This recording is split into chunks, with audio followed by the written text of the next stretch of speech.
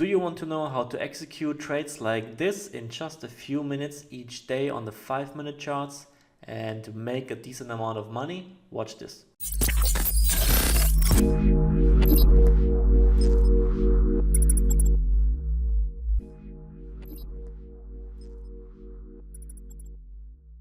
This is Moritz for Tradeciety. We are going to look at a few trades of my daily pivot point strategy. This strategy usually triggers at the open of the London session, so at around 8 to 9 a.m. Frankfurt time. You have to figure out when is the time for you in your time zone. So let's look at this. The first thing we are using are pivot points, traditional, auto, so on the daily, right?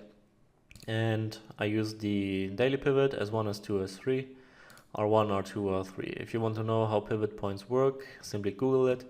Very straightforward stuff. What we need is an up day yesterday or a short day, down day yesterday. And then we want to grind back into the daily pivot during the Asian session. And then we want the breakout around the session opening in the direction of the prevailing trend on the 5-minute charts. Then you look at your targets. You usually use R1, R2 or R3, and your stop loss is down here. So if you go for R1 here, you would make 1.4, R2 is 3 to 1 roughly, and R3 is 4.94. Obviously we didn't get that in this case, but of course you can trail your stop below the lows as the price moves, and then in the end you would have got taken out somewhere around this level if you trail your stop for a 2 to 1. Let's take a look at another trade. And here we are with a second trade example on the EURGBP. We had an up day yesterday decisively, then we drifted back down into the daily pivot. This entry is not at the London session, it's at the New York session. So this opens at 2 p.m. for me, and eventually we get the breakout here from the daily pivot. You can enter here with your target up at R1, stop just below. We move up into, after a retest of the trend line, we finally move up, then we drift into the session close, and I advise that you simply close out your trade as New York closes as well. So for this trade we would have made an easy 2 to 1. Let's take a look at a few other examples. Here is one on the EURGBP again. This is also a trade that happened during the London session here. As you can see, 8:10. Well, London opens at 9 a.m. roughly, but Frankfurt opens around 8. So the volume kicks in, and that's when the volatility kicks in, and that's when you want to get into your trade. So we got the trend line break here after a down day yesterday, and we bounced back into the daily pivot, and then we went down pretty much to S1, to the tick, as you can see, to the pip, and then we moved up. As you got a 3 to 1 here on this trade, moving into S1, I advise you not to be greedy and going for S2 or S3, especially on a pair like the EURGBP that doesn't trend much or has those huge range days. So 3 to 1, and it took roughly 3 hours, 4 hours to play out. Now we are on a bit more of an exotic pair, the US dollar, Singapore dollar, just to show you that this strategy works on the exotics as well. As you can see, we had 2 down days here in a row. This is also of course a valid entry then, and this is a bit less of a clean entry as we are ranging around the daily pivot here, but eventually we get a clean breakout.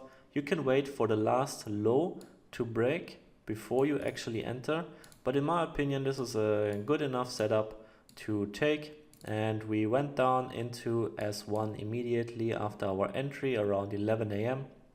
and hit target for 2 are at 3 p.m. so 4 hours. If you want to do it with the trailing method, you can trail your stop here, you would have been taken out here, or if you give your trade a bit more room to play out, you would have been taken out somewhere down here. So not much of a difference in this case.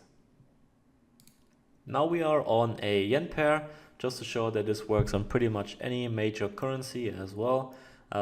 We have a clear downtrend here on the last 2 days, roughly 3 days actually if you count this high, and then we bounce back into the daily pivot, and around 8 AM again you get your breakout from this structure here, condensing triangle, and around the daily pivot with your stop above the daily pivot, above the recent high for a 2-to-1 to S1 or a 4.2 to 1 to S2, or if you wanted to go a bit freaky, you could also have taken profit at S3, but obviously when trade breaks against you like this,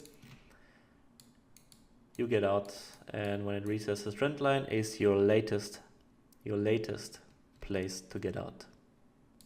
One last example on the GBP yen, also called the beast because it's so volatile. Clearly in a downtrend here from yesterday's high into all the way down here, then a bounce back into the daily pivot and a move down that follows after the trend line break. So applying our risk reward ratio tool here with the stop above the highs, we get a 2-to-1 to S1, we get a 4-to-1 to S2, which is pretty much typical for what you can make with this strategy, and down to S3 would have been a 7.3 to 1, but that's more of a gamble and definitely much harder to reach the targets S1 or S2. Okay, and because I like you guys so much, 2 more entries just to seal the deal here on the Aussie dollar. The first one is this here, which gave a 2-to-1 to R1, 5.8 to 1 to R2, and a 8.3 to 1 to R3. Not bad for a day's work. This is a special entry because yesterday was obviously a down day, but sometimes you get these grinds up during the Asian session, and then you get the retests just around the London Open. As you can see, the breakout happened again at 8:20 AM, as do most of these breakouts, and then we grind up. You can also see that the R1 was well respected here. So if you didn't take profit here, you have to prepare for the reaction of the daily pivots.